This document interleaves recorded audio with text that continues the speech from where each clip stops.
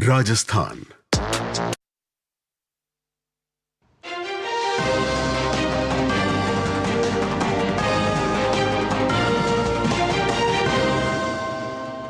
नमस्कार, आप देख रहे हैं समाचार। आपके साथ मैं हूं पराक्रम सिंह शेखावत।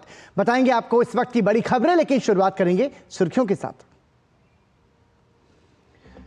प्रधानमंत्री नरेंद्र मोदी ने उत्तर प्रदेश के मिर्जापुर में विशाल जनसभा को किया संबोधित। कहा, 6 चरणों के मतदान में देश ने तीसरी बार भाजपा एनडीए की मजबूत सरकार को कर दिया पक्का। प्रधानमंत्री ने इंडी गठबंधन को बताया घोर सांप्रदायिक, जातिवादी और परिवारवादी।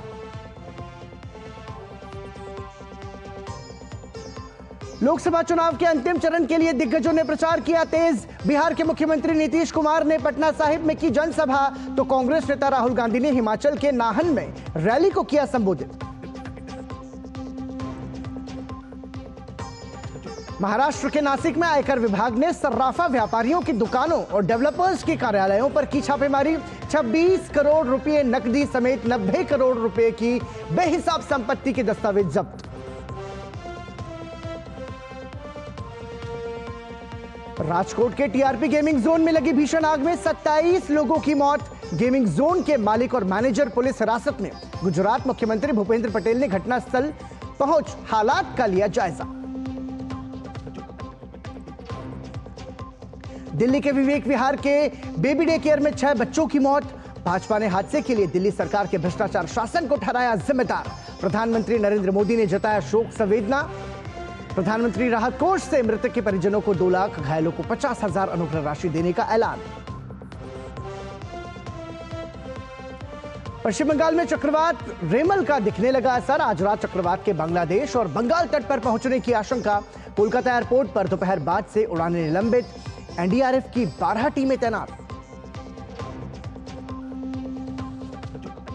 और आईपीएल में सनराइजर्स हैदराबाद और कोलकाता नाइट राइडर्स के बीच खिताबी मुकाबला आज चेन्नई में खेला जाएगा फाइनल मुकाबला।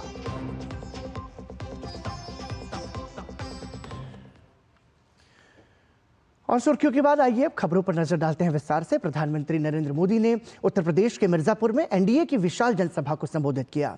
इंडी गठबंधन को घोर सांप्रदायिक, घोर जातिवादी और घोर परिवारवादी बताते हुए प्रधानमंत्री ने कहा कि जब भी इनकी सरकार बनती है, ये लोग इसी आधार पर फैसला लेते हैं। प्रधानमंत्री ने कहा कि समाजवादी पार्टी ने 2012 और 2014 में अपने घोषणा पत्रों में मुस्लिम आरक्षण का वादा किया था। प्रधानमंत्री ने कहा कि बार बार कोर्ट कचहरी के चक्कर से बचने के लिए अब इंडी वाले मुस्लिम आरक्षण के लिए संविधान बदलना चाहते हैं।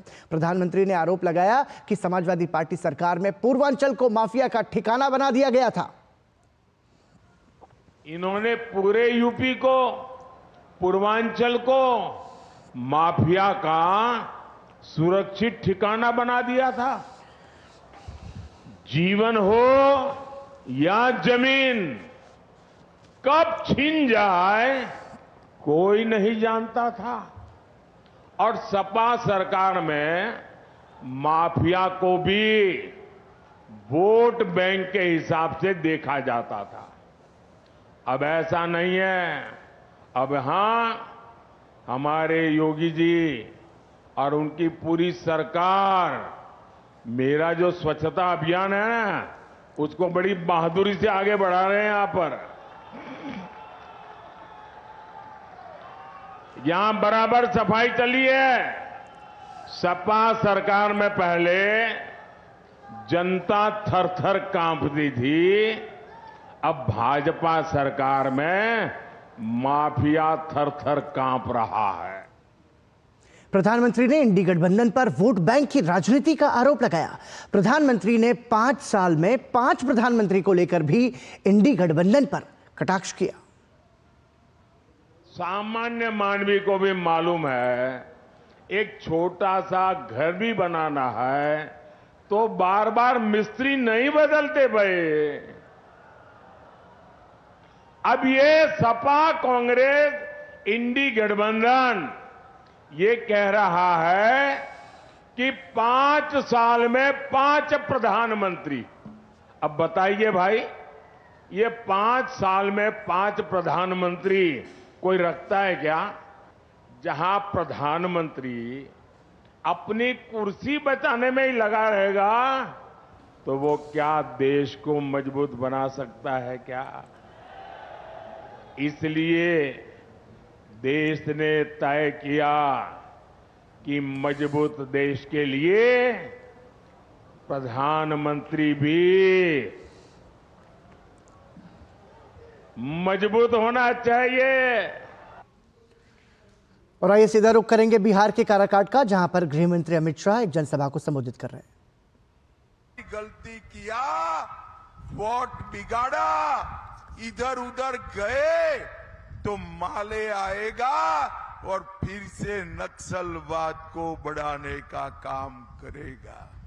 काराकाट वालों, अगर माले को रोकना है तो आपके पास एक ही विकल्प है, उपेंद्र कुशवाहा और नरेंद्र मोदी ही विकल्प है, नरेंद्र मोदी। भाइयों बहनों, मैं आज यहां आया हूं तब आपको पूछना चाहता हूं, बिहार वालों, ये पाक ऑक्युपाई कश्मीर हमारा है या नहीं है? जरा जोर से बोलो, है या नहीं है? एक कांग्रेस पार्टी कहती है पाकिस्तान के पास एटम बम है, पाक ऑक्युपाई कश्मीर न मांगो।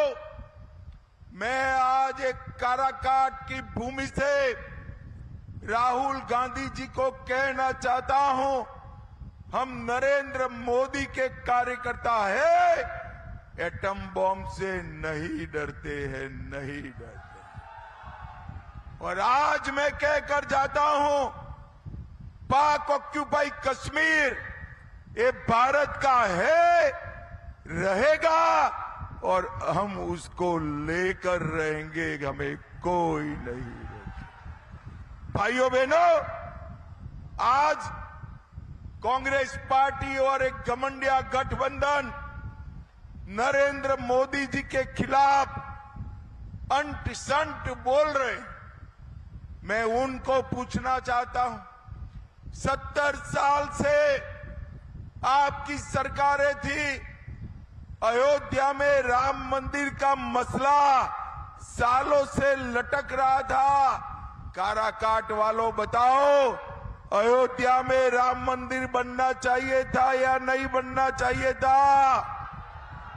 जोर से बोलो, बनना चाहिए था या नहीं बनना चाहिए था? इन लोगों ने राम जन्मभूमि के मसले को अटका कर रखा, लटका कर रखा, भटका कर रखा। मोदी जी ने 5 ही साल में केस भी जीता, भूमि पूजन भी किया और प्राण प्रतिष्ठा कर कर जय श्री राम कर दिया। भाइयों बहनों, ये लालू जी गरीबों की बात करते, राहुल बाबा गरीबों की बात करते। मैं आज उनकर पूछना आया हूं, लालू जी 15 साल मुख्यमंत्री रहे, 10 साल केंद्र में मंत्री रहे, ये राहुल बाबा की 4 पीढ़ियों ने देश पर शासन किया, आपने गरीबों के लिए क्या किया? एक गरीब घर का बेटा, अति पिछड़ा बेटा नरेंद्र मोदी देश का प्रधानमंत्री बना, तब गरीबों के काम होना शुरू हुए। नरेंद्र मोदी जी ने 80 करोड़ गरीबों को 5 किलो अनाज मुफ्त में देने का निर्णय कर कर हर गरीब के घर का चूल्हा जलाने का काम नरेंद्र मोदी ने किया है। 12 करोड़ घरों में शौचालय पहुंचाए, 4 करोड़ लोगों को घर का घर दिया, 10 करोड़ से ज्यादा लोगों को उज्ज्वला का गैस का कनेक्शन दिया और 14 करोड़ लोगों को नल से जल देने का काम किया।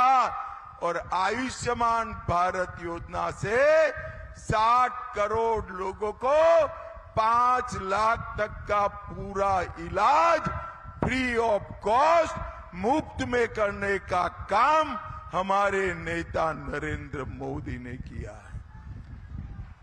काराकट वालों, मुझे बताओ, कोरोना का दोनों टीका आपको लगा है या नहीं लगा है? जरा जोर से बोलो, लगा है या नहीं लगा है? नरेंद्र मोदी जी ने कोरोना के समय पर देश के हर गरीब को, हर व्यक्ति को मुफ्त में टीका लगाकर कोरोना से देश को सुरक्षित करने का काम किया है। और अब आपको लिए चलते हैं उत्तर प्रदेश के घोसी, जहां पर प्रधानमंत्री नरेंद्र मोदी जनसभा को संबोधित कर रहे हैं। पूर्वांचल उसे ताकत नहीं देगा जो आपको गरीब बनाए रखना चाहते हैं। आज मोदी आपका पक्का घर बना रहा है। आज मोदी आपकी प्रॉपर्टी के पक्के कागज यानी घरौनी बनाकर दे रहा है। इसलिए हमारे सभी देशवासियों ने ठान लिया है, आप सबका मक्कम निर्धार है, आपका आशीर्वाद मोदी के साथ है।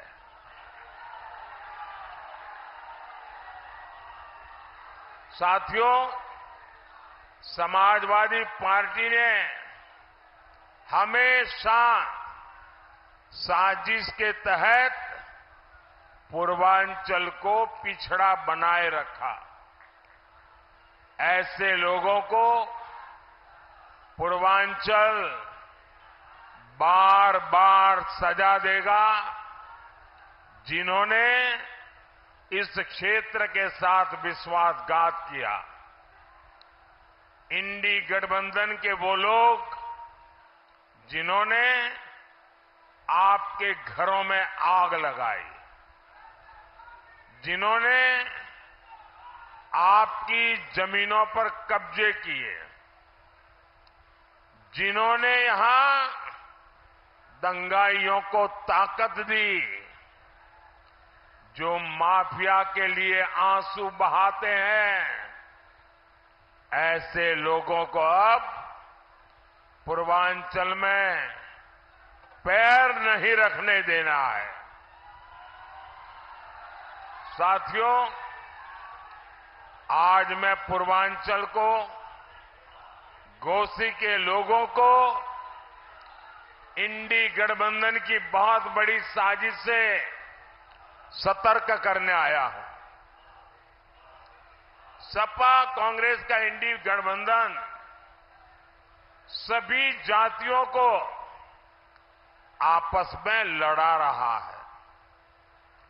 ये लोग चाहते हैं दलित, ब्राह्मण, राजपूत, भूमिहार, चौहान, बनिया, यादव, मल्लाह, कुर्मी, कुशवाहा, राजभर, कुमार, गौंड, कायस्थ, सिंधी, ऐसे सब वो आपस में झगड़ा करके कमजोर हो जाए।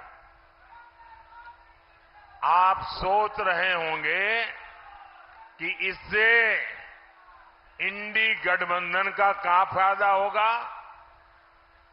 जब समाज के लोग एकजुट नहीं रहेंगे, आपस में एक दूसरे के बाल नोचेंगे, तो आपका असली मुद्दों से ध्यान भटक जाएगा। तब ये इंडी वाले अपनी असली साजिश को अमल में लाएंगे। ये 3 बड़ी साजिशों को पूरा करने का लक्ष्य लेकर चल रहे हैं। एक तो ये इंडी वाले संविधान बदलकर उसमें नए सिरे से लिख देंगे कि भारत में धर्म के आधार पर आरक्षण दिया जाए। दूसरा, ये इंडी वाले एससी, एसटी, ओबीसी, अति पिछड़े को मिलने वाला आरक्षण खत्म कर देंगे। और फिर तीसरा काम होगा, पूरा का पूरा आरक्षण धर्म के आधार पर मुसलमानों को देने का। आज सपा कांग्रेस इंडी वालों की वोट बैंक और ये वोट बैंक पॉलिटिक्स इस स्तर पर नीचे गिर गई है। ये इंडी गठबंधन वाले भारत में बहुसंख्यक समाज को दोयम दर्जे का नागरिक बनाना चाहते हैं। साथियों, यहां जो फर्स्ट टाइम वोटर है, उनको 2012 का, आज से 11 साल पहले सपा का जो घोषणा पत्र है, वो शायद आपको याद नहीं होगा।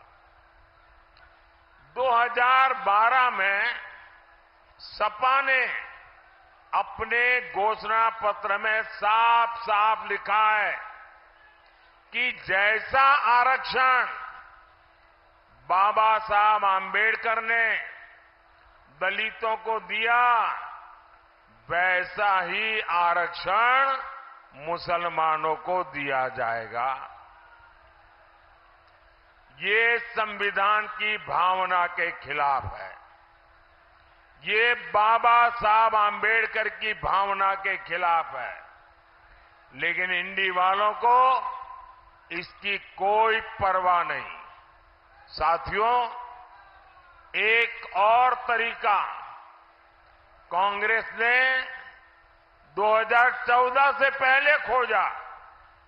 ये तरीका स्कूल, कॉलेज, यूनिवर्सिटी को अल्पसंख्यक संस्थान घोषित करने का है।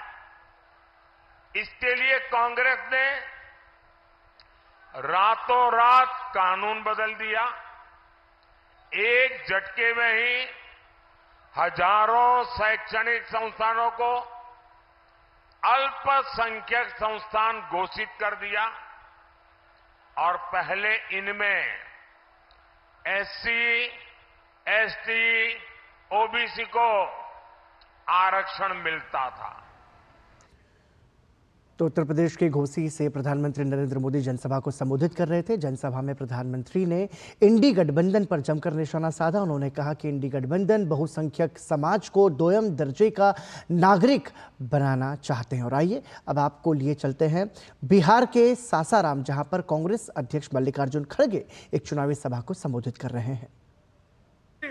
मैं उनकी इज्जत करता हूं, एक प्राइम मिनिस्टर है हमारे देश के, लेकिन आप वहां भी जाते हो, कांग्रेस पार्टी की बेइज्जती करते हो, नेहरू जी की बेइज्जती करते हो, सोनिया गांधी जी की बेइज्जती करते हो, राहुल गांधी की टिंगल उड़ाते हो, हर चीज। यहां तक कि उन्होंने ये कहा अगर गठबंधन वालों को कितना नाचना है नाचो, और आपको मुजरा करना है तो भी करो, बोले।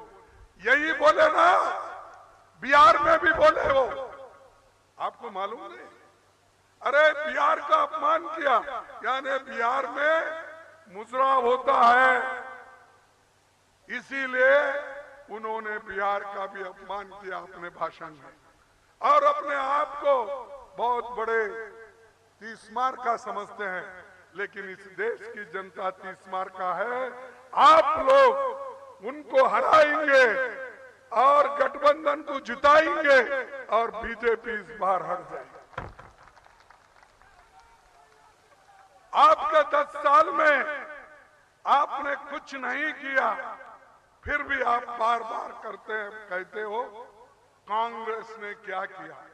इसका मतलब बाबू जगजीवन राम ने कुछ नहीं किया, नेहरू जी ने कुछ नहीं किया, इंदिरा गांधी जी ने कुछ नहीं किया, और हमारे राजीव गांधी जी ने कुछ नहीं किया। सब कुछ इनके जमाने में हुआ। ये जो बिल्डिंग खड़ी हुई है यहाँ, ये मैदान भी उन्होंने पैदा किया ऐसा मालूम होता। क्योंकि जो कुछ भी आज देश में प्रगति हुई है वो प्रगति कांग्रेस ने किया है। और जो रिजर्वेशन है, रिजर्वेशन इन्होंने नहीं दिया, ये तो बाबा साहब अंबेडकर, पंडित जवाहरलाल नेहरू और महात्मा गांधी की देन है। इसमें सभी तीनों लीडर मिलके उन्होंने सोचा इस देश के लिए अगर कोई अच्छा संविधान लिख सकता है वो डॉक्टर बाबा साहब अंबेडकर, जो दलितों में पैदा हुआ है, दलितों के लिए वो कर सकता है। इन्हों झगड़ा लगाने के लिए रोज कभी सुभाष चंद्र बोस से नेहरू जी से झगड़ा, कभी सुभाष चंद्र बोस गांधी जी से झगड़ा, कभी अंबेडकर नेहरू जी से झगड़ा, अरे कभी पटेल और नेहरू जी से झगड़ा। अरे ऐसा डिवाइड करके तुम लीडरों को भी बांट रहे हो, लोगों को भी बांट रहे हो, धर्म के नाम पर हिंदू मुसलमान भी बांट रहे हो। बिहार के सासाराम से कांग्रेस अध्यक्ष मल्लिकार्जुन खड़गे की चुनावी जनसभा को आज सुन रहे थे। अपने संबोधन में मल्लिकार्जुन खड़गे ने भाजपा सहित प्रधानमंत्री नरेंद्र मोदी के खिलाफ बातें कही। और आइए अब रुक करते हैं कुछ और खबरों का। साल 2005 से 2020 के बीच बिहार में 8 लाख लोगों को सरकारी नौकरी दी गई है। ये बात बिहार के मुख्यमंत्री नीतीश कुमार ने पटना साहिब में एक जनसभा को संबोधित करते हुए कही। अपनी सरकार की उपलब्धियां गिनाते हुए उन्होंने ये भी कहा कि राज्य में अगले साल होने वाले विधानसभा चुनाव से पहले उनके कार्यकाल में 4 लाख रोजगार और सृजित किए जाएंगे। आप जरा याद करिए, 2005 से 2020 के बीच में हम लोगों ने 8 लाख लोगों को सरकारी नौकरी दी, लाखों लोगों को रोजगार दिया। और हम लोगों ने 2020 में एक साथ से तय किया 10 लाख लोगों को रोजगार देंगे और 10 लाख लोगों को हम लोग 10 लाख लोगों को नौकरी देंगे, 10 लाख लोगों को रोजगार देंगे। और 4 लाख से ज्यादा रोजगार हो गया, 1 लाख अभी तुरंत होने वाला है, 3 लाख पर भी काम हो रहा है। और अगले साल जो विधानसभा का चुनाव होगा उसके पहले ही हम लोग ये सब 10 लाख का काम करेंगे। कांग्रेस नेता राहुल गांधी ने हिमाचल प्रदेश के नाहन में एक चुनावी जनसभा को संबोधित करते हुए मीडिया पर निशाना साधा। उन्होंने कहा, जब हम किसानों और मजदूरों की बात करते हैं तो मीडिया वाले कहते हैं हम किसानों की आदत बिगाड़ रहे हैं। मीडिया में किसानों की नहीं, अंबानी के बेटे की शादी की बात होती है। जब हम मनरेगा देते हैं, भोजन का अधिकार देते हैं, किसानों का कर्जा माफ करते हैं, मीडिया वाले कहते हैं देखो किसानों की आदत बिगाड़ रहे हैं, मजदूरों की आदत बिगाड़ रहे हैं, गरीबों की आदत बिगाड़ रहे हैं।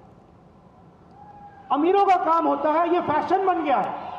कभी मजदूर को देखा है? नहीं। अदानी जी की, अंबानी की शादी देखी आपने? देखी?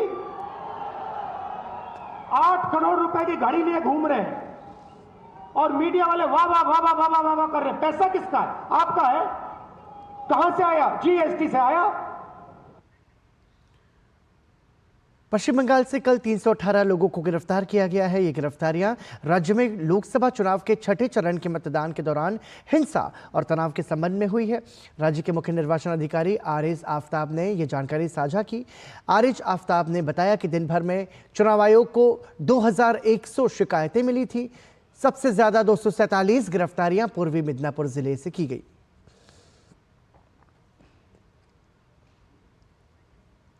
वरिष्ठ भाजपा नेता और पश्चिम बंगाल विधानसभा में विपक्ष के नेता शुवेंदु अधिकारी ने एक्स पर प्रधानमंत्री की एक पोस्ट को रीपोस्ट किया। लोकसभा चुनाव में हो रही वोटिंग से जुड़ी इस पोस्ट में उन्होंने लिखा कि हर चरण के साथ पश्चिम बंगाल में भाजपा की संख्या बेहतर होती जा रही है। लोग 2 पहलुओं पर अपना जनादेश दे रहे हैं। सबसे पहले माननीय प्रधानमंत्री नरेंद्र मोदी के नेतृत्व में केंद्र में एक स्थिर सरकार बनाना और दूसरा ममता बनर्जी के भ्रष्ट शासन को खारिज करना, जो कि कुशासन और हिंसा से भरा हुआ है। आगामी 4 जून को पश्चिम बंगाल इस बार 400 पार की उपलब्धि में सबसे बड़े योगदानकर्ताओं में से एक होगा।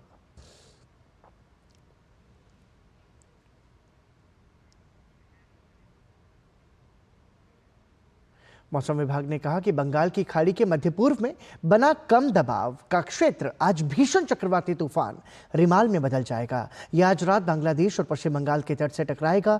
इस दौरान अगले 4 दिनों तक पश्चिम बंगाल, ओडिशा और पूर्वोत्तर राज्यों में कई जगह तेज हवा के साथ भारी बारिश की संभावना है। तूफान के मद्देनजर कोलकाता एयरपोर्ट को आज दोपहर 12 बजे से अगले 21 घंटों के लिए बंद कर दिया जाएगा। किसी भी हालात से निपटने के लिए एनडीआरएफ समेत तमाम एजेंसियों को अलर्ट मोड पर रखा गया है। वहीं मौसम विभाग ने बताया कि अगले 4-5 दिनों तक देश के उत्तर पश्चिमी हिस्सों में, मैदानी इलाकों और मध्य प्रदेश में भीषण गर्मी का प्रकोप बना रहेगा। मौसम विभाग के अनुसार अगले 24 घंटों के दौरान बंगाल की खाड़ी के दक्षिणी पश्चिमी और उत्तर पूर्वी में दक्षिणी पश्चिमी मानसून के सक्रिय होने की संभावना है। भारतीय नौसेना ने चक्रवात रेमल से निपटने की तैयारियां शुरू कर दी हैं। नौसेना ने मानवीय सहायता और आपदा राहत को शुरू करने के लिए एसओपी का पालन करते हुए प्राइमरी कार्रवाई कर ली है। चक्रवात के आज मध्यरात्रि तक बांग्लादेश और पश्चिम बंगाल के तट से टकराने की आशंका है। भारतीय नौसेना ने तत्काल तैनाती के लिए HADR और चिकित्सा आपूर्ति से लैस 2 जहाजों को तैयार कर लिया है। इसके अतिरिक्त सी किंग और चेतक हेलीकॉप्टर्स के साथ साथ डोनियर विमानों सहित भारतीय नौसेना की विमानन संपत्तियां त्वरित प्रतिक्रिया के लिए तैयार है। त्वरित सहायता प्रदान करने के लिए उपकरणों के साथ विशेष गोताखोरी टीमों को कोलकाता में तैनात किया गया है। इसके अतिरिक्त आवश्यक उपकरणों के साथ साथ गोताखोरी टीमें विशाखापट्टनम में स्टैंड बाय मोड पर है। 26 मई को डीडी किसान चैनल अपना 9वां जन्मदिन मना रहा है। दूरदर्शन ने 26 मई 2015 को कृषि के लिए एक अलग समर्पित चैनल डीडी किसान को लॉन्च किया था। प्रधानमंत्री नरेंद्र मोदी ने इस चैनल का उद्घाटन किया था, जो किसानों के समावेशी विकास को बढ़ावा देने के लिए एक नई पहल के रूप में शुरू किया गया था। चैनल का मुख्य उद्देश्य देश के किसानों को कृषि से संबंधित जानकारी प्रदान करना है, ताकि वो अपनी फसलों की बुआई, कटाई और बिक्री के संबंध में जानकारीपूर्ण निर्णय ले सके। किसानों को मौसम, मंडी की कीमतों और सरकार द्वारा कृषि क्षेत्र के संबंध में शुरू की गई विभिन्न सरकारी योजनाओं के बारे में जानकारी प्रदान की जाती है। ये भारत और विदेशों में कृषि में किए गए नवीनतम शोध के बारे में जानकारी प्रदान करता है, ताकि किसान इससे लाभान्वित हो सके।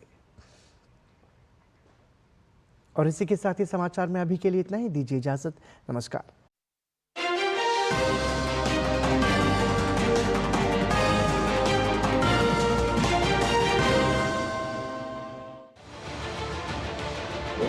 उत्तर से दक्षिण तक, पूर्व से पश्चिम तक, देश हो या दुनिया की खबर है तो पड़ताल जरूरी है। देखिए हमारे साथ मेरे पीछे भारत की सबसे एजेंडा भारत का है और किस तरह से एक नई इस वक्त लोगों को अगर स्वरोजगार से अपने को इसमें सोमवार से शुक्रवार दोपहर 3 बजे सिर्फ डीडी न्यूज पर।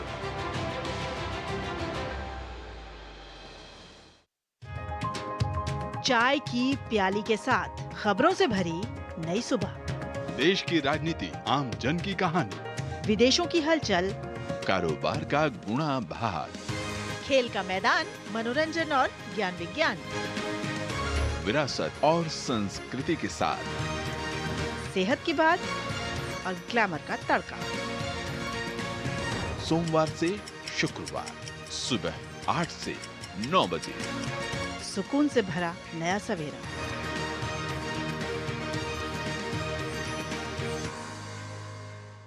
नया सवेरा के प्रायोजक हैं MDH, बढ़िया है, शुद्ध है। MDH मिर्ची, धनिया, हल्दी, असली मसाले, सच। MDH और गैलेंट एडवांस रबर, निर्माण का रियल हीरो। चुनाव का मौसम, सियासत के रंग, नेताओं के बयान, और अब हम पुरानी जगह पर आ गए हैं। अब सब दिन के लिए हम आ गए हैं, अब चिंता मत करो। ये तो चचा भतीजे का नूरा कुश्ती हमेशा चलता आ रहा है। आज हम रेलवे टिकट नहीं खरीद सकते। जनता के सवाल, कांग्रेस साथ दिखा सबको कि चोर मुसेरे भाई।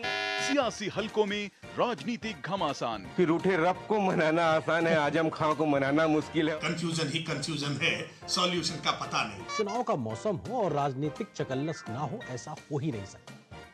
देखिए चुनावी चकल्लस सोमवार, बुधवार व शुक्रवार शाम 7:30 बजे सिर्फ डीडी न्यूज पर। चुनावी चकल्लस के प्रायोजक